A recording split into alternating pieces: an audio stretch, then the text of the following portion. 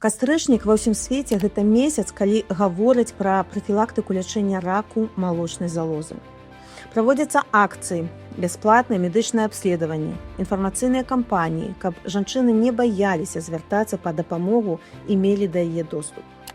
Беларусь не выключэнне. У краіне таксама ёсць клінікі, якія, напрыклад, прапануюць зніжкі. І ініцыятывы, што нагадваюць жанчынам пра важнасць своечасовых абследаванняў. Але ўсё гэта існуе не дзякуючы дзяржаўнай падтрымцы, а дзякуючы неабыякавасці беларусаў. Бо што зараз робіць сістэма?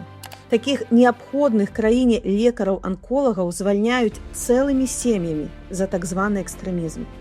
А ў дыспансерах чэргі з маладых жанчын.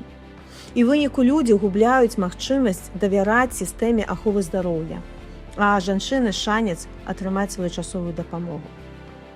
Калі ўлада маўчыць пра маштабы хваробы і пераследуе тых, хто лечыць, яна страчвае маральнае права называць сябе сацыяльнай дзяржавай.